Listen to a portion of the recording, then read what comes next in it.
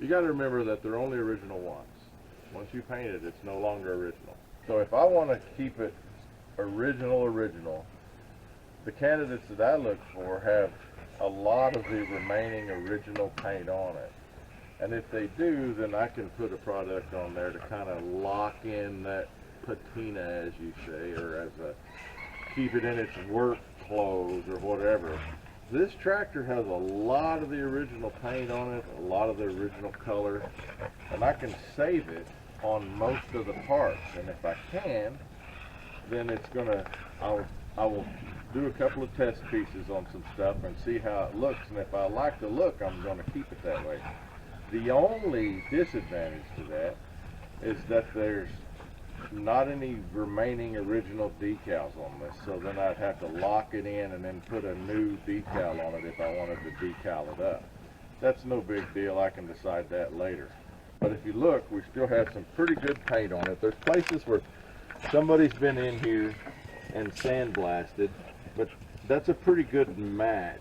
I think I could get that pretty close to the same color as we had here without actually having to do a whole lot of work. But if you look, I mean, we got a silver belt pulley. Got no idea why it was painted silver.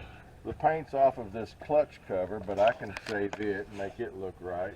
But we still have a lot of the gray on places that I think I want to keep. Now, on top of the gearbox, it's red.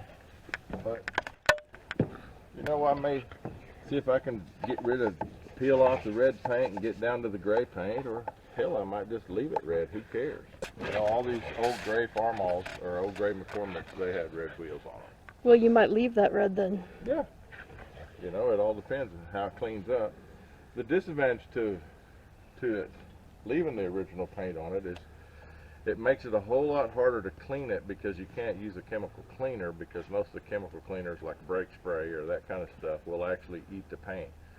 So then you have to be a little bit more persnickety about what cleaners you put on. You can put on like a water-based degreaser and pressure wash it and clean it that way. It just takes a little more effort. Yeah, it's still got a lot of dirt, but that stuff will wash off. There's some grease and oil here and there. It needs new seals here and there, but you know, for the age of the tractor and the you know, what's here, it's pretty darn clean, you know, so it should clean up pretty easily, you know. But it's a pretty nice candidate to try to see if I can keep it as close to original paint as I can. And if I don't like it, I can just sand that stuff off and squirt paint on it.